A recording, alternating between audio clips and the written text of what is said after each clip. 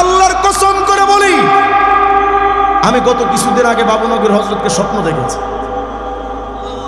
আল্লাহ পাক যেমন সত্য, আমার স্বপ্নটাও তেমন সত্য। আমি দেখছি আমার সামনে বাবুনগর হযরতের কবরটাকে খুলে দেওয়া হয়েছে।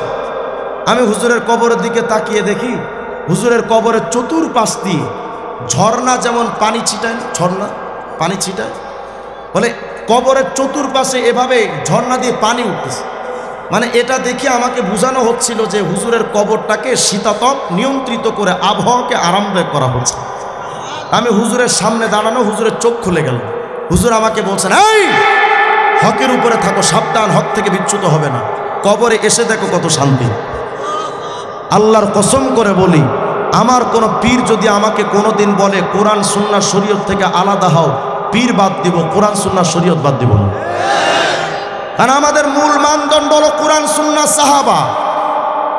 ভণ্ডরা কয় যদি কেউ বাবা বাবা জিকির করে এ দই ছাড়া মাখন খেতে পারবে, তার মানে শরীয়ত ছাড়া মারেফত পাবে। নাউজুবিল্লাহ কয় না? আচ্ছা বলেন তো, যে মাখনের মধ্যে দই নাই ওটা কি আসল না ভেজাল? যদি তাই হয়, যেই মারেফতের মধ্যে শরীয়ত নাই ওটা আসল মারেফত না, শয়তানের মরার পর। এরা দাবি করতে চাই পীরি খোদা, পীরি নবী। নাউজুবিল্লাহ, আস্তে কন মিয়া। আমি যেটা বলবো প্রমাণ ছাড়া না, প্রমাণটাও বেছে নেন। এই ফরিদপুরে এক শিল্পী আছে, কি যেন আবুল সরকার না আবাল সরকার, জানি আবুল সরকার। আবাল সরকার একটা গান বানাইছে, কয় আল্লাহ প্রেমের বান্দা হইয়া আমার বাইচা থাকার আশা নাই, তবে মুর্শিদে কেবলার কাফের হইয়া আমি যেন মইরা যাই। মানে আল্লাহ প্রেমের বান্দা হতে চায় না, মুর্শিদের কাফের হতে চায়। কয় কাবা ঘরের খাদেম হতে আমার মন চাইল না এই জগতে, তবে মুর্শিদে চাঁদের পায়খানাতে আমি যেন ডিউটি পাই। কত বড় খাটার চিন্তা করেন। এই খাটার যদি কাবা শরীফের খাদেম হইতে চায়, সৌদি সরকার বিমানে টিকিট দিবে না। এরা মনে করে পীরি খোদা, পীরি নবী। নাউজুবিল্লাহ কয় না? ওই যে মাইজ ভান্ডারের এরকম একজন মুরিদ আছে কুমিল্লার হিয়াজুড়ি এলাকায়, গান বানাইছে, কয় মুর্শিদ খোদা মুর্শিদ রাসূল। গানগুলো এজন্যই গাচ্ছি যেন বিশ্বাস হয়েছে না এগুলো ওদের গানই। কয় মুর্শিদ খোদা মুর্শিদ রাসূল, দিলে মনে করছি কবুল। আস্তে কন নাউজুবিল্লাহ। মুর্শিদ মানে পীর সাহেব। কয় মুর্শিদ খোদা মুর্শিদ রাসূল, দিলে মুখে করছি কবুল। শুনে মোল্লার গোষ্ঠী ফতোয়া দিছে আমি নাকি কাফের হইয়াছি, আমি আর যাব না মোল্লার কাছে, তওবা করেছি। উনি নাকি খাটি দিলে তওবা নসুহা করছে, জীবনে বোম মারলো, আলেমদের কাছে যাবে না। আমি বললাম হ্যাঁ, আলেমদের কাছে যাইতে তো কপাল লাগে, হারামজাদাদের কপালে কখনো আলেমদের সোহবত নসিব হয় না। তা আমি বললাম তুই আলেমদের কাছে যাবি না, কারণ কি? কয় আমি গানের মধ্যে একটু সামান্য একটু কইছি পীরি খোদা পীরি রসুল, এই একটু বলছি, এটা নাকি একটু কই এতটুকু বলছি, আর আলেমরা আবার কাফের বলে দেই। আমি বললাম আচ্ছা তুমি পীররে খোদা বলবা রসুল বলবা, আলেমরা তোমার কাফের বলবে না, তো আব্দুল কাদের জিলানী কি কইবে? যারা পীররে খোদা মনে করে রসুল মনে করে, মুসলমান না কাফের? বলেন মুসলমান না কাফের? এখন আমরা যখন কাদিয়ানীদের কাফের কই, যখন আমরা হিজবুত তাওহীদের কাফের কই, আমাদের বাংলাদেশের অনেক বড় বড় নেতারা আছে কয় হুজুর কে কাফের কে কাফের না এটা তো আল্লাহ বলবে, আপনারা মোল্লারা বলার কে? বলে না? এই কথাটাই এমন একজন বলেছে, নাম নিলে দুইবার তো গেছি কারাগারে, এবার হ্যাট্রিক নিশ্চিত।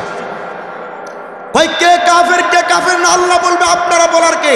তো ঠিক আছে, আপনাদের লজিক আর যুক্তি যদি আমাকে মানতে হয়, আমিও পাল্টা প্রশ্ন করতে চাই, কে কাফের এটা যদি বলা না যায়, আমিও বলতে চাই বাংলাদেশে কে রাজাকার কে মুক্তিযোদ্ধা এটাও আল্লাহ বলবে, আপনি বলার কে?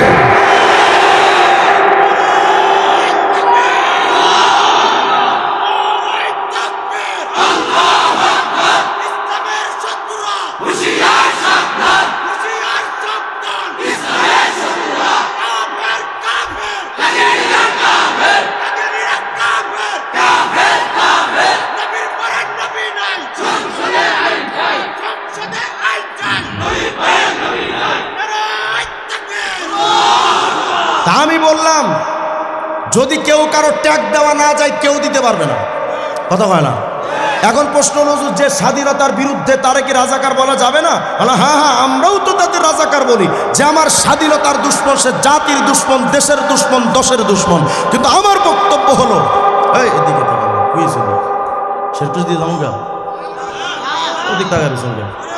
যিনি আসার তিনি আসবেন, আপনারা তো দেখবেনই, এদিক তাকান। আমার কথা হলো যে ব্যক্তি স্বাধীনতার দুশ্মন, সে দেশের দুশ্মন, দশের দুশ্মন, জাতির দুশ্মন, মাটির দুশ্মন। আমরাও তো তাদের রাজাকার বলি। কিন্তু আমার প্রশ্ন হলো যদি আপনি দেশের দরদি হওয়ার কারণে দেশের স্বাধীনতার বিরুদ্ধে কেউ গেলে তারে যদি রাজাকার বলা যায়, আমার ধর্মের বিরুদ্ধে যদি কেউ যায় তারও রাজাকার না বলে কাফের বলা যায়।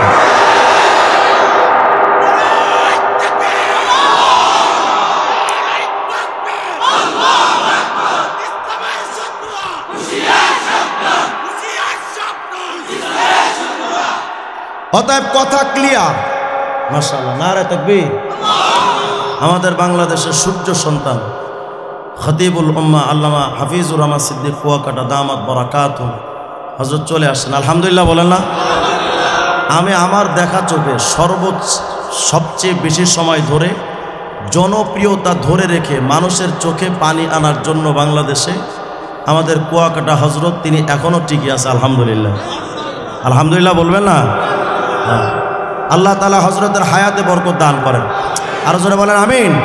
আল্লাহ পাক হজরতের ডানে বামে সামনে পেছনে নূর দ্বারা মুনাব্বর করে দেন, আরো জোরে করেন আমিন। আল্লাহ পাকের জবানকে আমাদের কাছে এই নিয়ামতকে দীর্ঘ টাইম আল্লাহ পাক রাখেন, আমিন বলেন। আল্লাহ পাকের ছায়াকে আমাদের জন্য দীর্ঘ করেন, আমিন বলেন। বসেন, আমি আলোচনা শেষ করে দিচ্ছি। ক্লিয়ার কাট কথা শুনেন। বলেন আহলে কোরআন না মুসলমান না কাফের?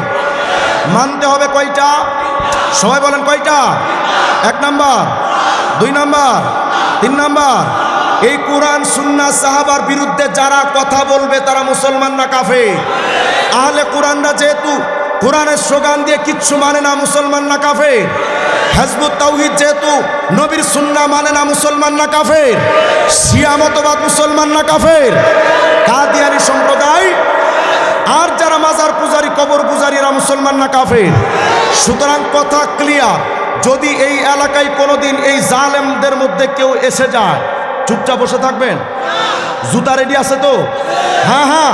অনেকে আমাদেরকে বলবেন যে হুজুর এরা বাংলাদেশ স্বাধীন ভূখণ্ড, এই বাংলাদেশে সবাই নিজের মত ব্যক্ত করতে পারে, সবাই তার মতবাদ প্রচার করতে পারে, অতএব তারা যদি এসে যায় আপনাদের সমস্যা কি? আমার কথা হলো যদি কারোর কথা বলার জন্য সবার বাক স্বাধীনতা থাকে, তো আপনারা যদি আমাদেরকে এই কথা বলে দমিয়ে রাখতে চান, স্বাধীন ভূখণ্ড, বাক স্বাধীনতা আছে, সবাই কথা বলতে পারবে, তাহলে আপনারা এই আইন জারি করে দেন, আমরাও যেন সরকারের বিরুদ্ধে বলতে পারি।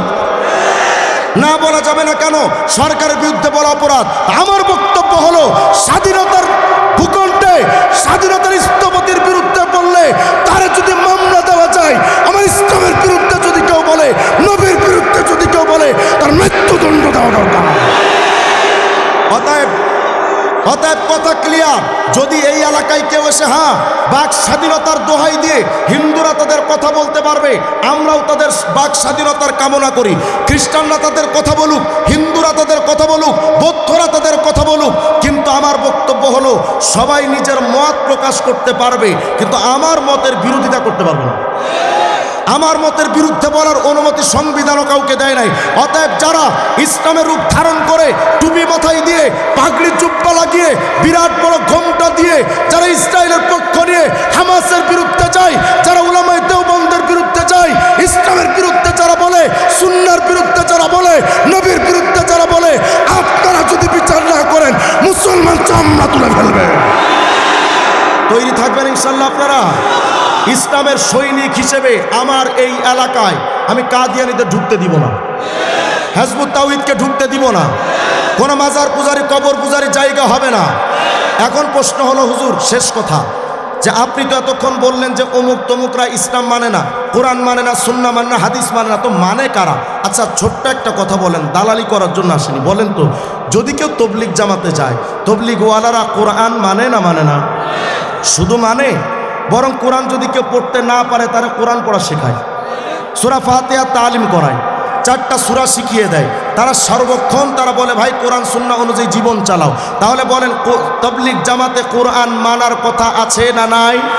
তবে সুন্নাত তো মানে না তাবলীগরা, শুধু মানে মিয়া খাওয়ার আগে বসো খাওয়ার সুন্নাত শেখো, শোয়ার আগে বসো খাওয়ার সুন্নাত শেখো, তুমি বাথরুমে যাবে কেমনে, মসজিদে ঢুকবে কেমনে, কাপড় পরবে কেমনে, কিভাবে নবীর সুন্নাত অনুযায়ী চলবে, বলেন তাবলীগ জামাতের মধ্যে সুন্নাত আছে না নাই? তবে সাহাবায়ে কেরামকে তো তাবলীগ ওয়ালারা মানে না, শুধু মানে মিয়া এশার নামাজের পরে দেখবেন ভাইরা নামাজের পরে বসবেন, সবার জন্য কিতাবে তালিম আছে। কি তালিম পড়ছে? হেকায়েতে সাহাবা। আর কথা হয় না, সাহাবীদের একটা জীবনী পড়ে বলে যে আমরা যেন সাহাবীদের মতো জীবন গঠন করতে পারি। তাহলে আপনি আমাকে সিদ্ধান্ত দেন, তাবলীগ জামাতে কোরআন সুন্নাহ সাহাবা আছে না নাই? তাহলে তাবলীগ জামাত বাতিল না হক? কওমি মাদ্রাসায় যান, ছোট্ট মাসুম বাচ্চাটাকে ভর্তি করেন, বাচ্চারে 1 মাস পরে জিজ্ঞান বাবা তুমি কি শিখেছো? বলে আব্বু কোরআন শরীফ হুজুরা পড়াবে, আমাকে লাল কায়দা দিয়েছে, এই যে আম্মা পাড়া শেষ করেছে এখন কোরআন পড়ি। কদিন পরে কোরআনের তরজমা পড়বে, কদিন পরে তাফসিরে জালালাইন পড়বে, কদিন পরে তাফসিরে বাইজাবি পড়বে, এরপরে কোরআন অনুযায়ী সমস্ত ফিকহের কিতাবগুলো তারা কোরআন অনুযায়ী তারা সিদ্ধান্ত নিয়ে জীবন চালাচ্ছে। তাহলে বলেন কওমি মাদ্রাসায় কোরআন মানার কথা, কোরআন অনুযায়ী চলার কথা আছে না নাই? তবে কওমি মাদ্রাসায় তো সুন্নাত মানে না, শুধু মানে মিয়া ছোট্ট মাসুম বাচ্চারা ভর্তি করে 1 মাস পরে জিজ্ঞান বাবা কি শিখছো? বলে আব্বু আমি ওযুর সুন্নাত সব জানি। কথা কয় না, আমি নামাজের সুন্নাত জানি, গোসলের সুন্নাত জানি। তাহলে কওমি মাদ্রাসার এই ছোট বাচ্চারা কোরআনের পাশাপাশি কওমি মাদ্রাসায় সুন্নাতের চর্চা আছে না নাই? তবে কওমি মাদ্রাসায় তো সাহাবীদের মানা হয় না, শুধু মানা হয় ওপরে কিতাবের হাদিসের কুতুবগুলো দেখেন, বুখারী মুসলিম সহিহ জামে তিরমিজি যত কিতাব আছে দেখবেন সেখানে লেখা আছে মানাকিবুস সাহাবা, মানাকিবু আবি বকর, মানাকিবু উসমান বিন নুরাইন, সমস্ত সাহাবীদের জীবনী ফাজাইল নিয়ে সেখানে আলোচনা হচ্ছে, সাহাবীদের মতো জীবন চালানোর জন্য বলা হচ্ছে। তাহলে একবার ক্লিয়ার সিদ্ধান্ত দেন, পক্ষপাতিত্ব করার জন্য আসেনি, বাস্তবতার আলোকে বলেন তো কওমি মাদ্রাসাওয়ালারা কোরআন সুন্নাহ সাহাবা মানে না মানে না? তাবলীগ জামাতওয়ালারা কোরআন সুন্নাহ সাহাবা মানে না মানে না? আচ্ছা এবার যারা চরমোনাই গেছেন আপনারা আমাকে বলেন, যারা উজানি গেছেন তারাও বলেন, ঢালকানগর যারা গেছেন তারাও বলবেন, নানুপুর যারা গেছেন তারাও বলেন, কোনোদিন কি চরমোনা, উজানি, নানুপুর, ঢালকানগর কোনোদিন বলেছে যে ভাইরা সব বাদ দিয়ে আমি পীররে মানো? বলেছে কোনোদিন? বরং এই সমস্ত হক্কানি দরবার থেকে কি বলা হয় যে আমি যদি কোনো ভুল করি, আমাকে অনেক পীর সাহেবরা বলেছেন, মুফতি ফয়জুল করিম দামাত বারাকাতুহু একদিন আমাকে বলছিলেন ভাই আমার যদি কোনো ভুল হয়ে যায় আমাকে ধরিয়ে দাও, আমি ভুল নিয়ে কবরে যেতে চাই না। আমাকে বলেন, আমি একদিন চরমোনায় গেছি, এখান থেকে 2-3 বছর আগে, আমি খাস কামরায় পীর সাহেব হুজুরের সাথে আমাকে দেখা করতে নেওয়া হয়েছে। আমি অগ্রিম বলছি আমি বাংলাদেশের কোনো সংগঠনের সাথে যুক্ত না, আমি তাদের মুরিদও না, কিন্তু হক যেটা সেটা তো আমার বলা দায়িত্ব। আর কথা হয় না, আমি দেখেছি খাস কামরায় পীর সাহেবের সামনে এক মুরিদ গিয়ে মাথাটা এভাবে নত করে দেখে হুজুর আমার জন্য একটু দোয়া করেন, রাআইতু বিআইনাই, আমি নিজের চোখে দেখেছি, হুজুর আমার জন্য একটু দোয়া করেন। আমি সাথে সাথে দেখলাম পীর সাহেব তখন আঙ্গুল দুটো নিয়ে কপালে হাত দিয়ে বলে, এই বেটা আমার সামনে মাথা নত করো কেন? মাথা নত হবে একমাত্র আল্লাহর সামনে, তারাই পীর। কোন ছাতা মাতার কাছে যাও? ল্যাংটা পীর। আমি বললাম ল্যাংটা যদি পীর হয় কুত্তা বড় পীর। ল্যাংটা বাবা নাকি ভাগ্য পরিবর্তন করতে পারে, বাবার কাছে গিয়ে কয় বাবা ভাগ্য পাল্টা দে, যা দেখি ল্যাংটা বাবারই কপাল খারাপ, কাপড় সাপড় দূরের কথা যাইঙ্গাও না, আছে না নাই? ওনারাই পীর, যারা কোরআন সুন্নাহ সাহাবা দিয়ে জীবন গঠন করতে বলে তারাই পীর। বলবেন আমি ক্লিয়ার সিদ্ধান্ত জানতে চাই, যারা ইসলাম মানে না, সাহাবায়ে কেরাম মানে না, সুন্নাহ মানে না, কোরআন মানে না, মুসলমান না কাফের? ব্যাস এদের থেকে আমি সংক্ষেপে আপনাদের ছোট্ট একটা চার্ট আপনাদেরকে দিয়েছি, এই চার্টকে কেন্দ্র করে একটু বেছে গুছে চলার চেষ্টা করেন। বাতিল এখন লাগাতার আসতেছে, বিভিন্ন ধরনের বাতিল আসতেছে। যদি পদস্খলন হয়ে যায়, যদি পা পিছলে যায়, তাহলে ইমানটা বরবাদ হয়ে যাবে, বেঈমান হয়ে কবরে যাওয়ার অবস্থা হয়ে যাবে। আল্লাহ তাআলা আমাদের সকলকে ইমানের হেফাজত করেন, আল্লাহ আমাদের আকীদার হেফাজত করেন, আল্লাহ তাআলা এই জাতিকে হেফাজত করেন। আমি এতক্ষণ হজরতকে বসিয়ে কষ্ট দিয়েছি, আমি হজরতের কাছেও ক্ষমা চাই। আমি আসলে অতিরিক্ত সময় নিয়ে ফেলেছি একটু গোছানোর জন্য, আমাকে সময় দেওয়া হয়েছিল 1 ঘন্টা। যা হোক, সব মিলিয়ে আমি হজরতের কাছেও ক্ষমা চাই। আর আমি বিশেষ করে কুয়াকাটা হজরতের জন্য আমি এটা আল্লাহকে সাক্ষী রেখে বলছি, আমি দূর থেকে প্রাণ খুলে দোয়া করি এর জন্য। এই জবানটা দিয়ে ওনার বিরোধিতা আপনি করতে পারেন, করাটা সহজ। আমি ওনাকে সামনে নয়, আমি ওনার পেছনেও সব প্রশংসা করি। হাফিজুর রহমান সিদ্দিক কুয়াকাটার বিরুদ্ধে সমালোচনা করা সহজ, কিন্তু এই জবানের আওয়াজ দিয়ে, জবানের বয়ান দিয়ে যুবকদেরকে ভুল পথ থেকে এনে দ্বীনের পথে উঠানো এটা বড় কঠিন। এজন্য আপনিও করেন না, সবাই যে যার মতো দিন পালন করছে করুন। গত কিছুদিন আগে দেখলাম একজন ওনাকে নিয়ে 1 বছর আগের একটা বিষয় নিয়ে আবার নতুন করে ইস্যু শুরু করেছেন। আল্লাহ তাআলা এই সমস্ত ফিতনা থেকে আমাদের দেশ এবং জাতিকে হেফাজত করেন। আমরা সবাই ভাই ভাই। যদি বাংলাদেশে আপসমে দ্বন্দ্বটা না থাকতো দ্বীনের কাজ অনেক দূর এগিয়ে যেত। আমি যদি হজরতকে বলতাম, হজরত আপনি শুধু যুবকদেরকে কান্নার বয়ান দিয়ে তাদের ইসলামের উপর উঠান। রেজাউল করে আবরার ভাইকে বলতাম যে ভাই আপনি আহলে হাদিসের বিরুদ্ধে বলে মানুষকে সতর্ক করেন। আমি হিজবুত তাওহীদের বিরুদ্ধে বলতাম। লুতফান ফরাইজি ভাইকে বলতাম যে আপনি কাদিয়ানীদের নিয়ে বলেন। আরেকজনকে বলতাম জিহাদের ফজিলত বলেন। আরেকজনকে বলতাম ইসলামের প্রয়োজনীয়তা বুঝান। এভাবে সবাই যদি ভাই ভাই হিসেবে কাঁধে কাঁধ রেখে হাতে হাত রেখে কাজ করতে পারতাম, বাংলাদেশে ইসলাম উজ্জীবিত হয়ে যেত। কিন্তু এখন আমরা খেলাফতের কাজ যতটুকু না করি তার চেয়ে বেশি কাজ করি কিভাবে তারে দমানো যায়। তা আপনি যে তার পেছনের পড়ে গেলেন, তা আপনি তো পেছনেই থাকলেন, সামনে তো যেতে পারলেন। আল্লাহ তাআলা আমাদের সকলকে কথাগুলো বুঝার আমল করার তৌফিক দান করেন। সমস্ত ফিতনা থেকে আল্লাহ পাকে জাতিকে হেফাজত করেন। আসসালামু আলাইকুম ওয়া রাহমাতুল্লাহি ওয়া বারাকাতুহু। অসংখ্য মুবারকবাদ জানাচ্ছি হযরত আল্লাহ মুফতি রেজওয়ান রফিক দাওয়াত বারাকাতুহু। আলহামদুলিল্লাহ, আমাদের মঞ্চ অলঙ্কৃত করেছেন বাংলাদেশের স্বনামধন্য আলোচক, প্রথম সারির প্রথম আলোচক হযরত আল্লাহ হযরত মাওলানা হাফিজুর রহমান সিদ্দিকী। এই পর্যায়ে আপনাদের সামনে প্রধান বক্তা নসিহত পেশ করবেন।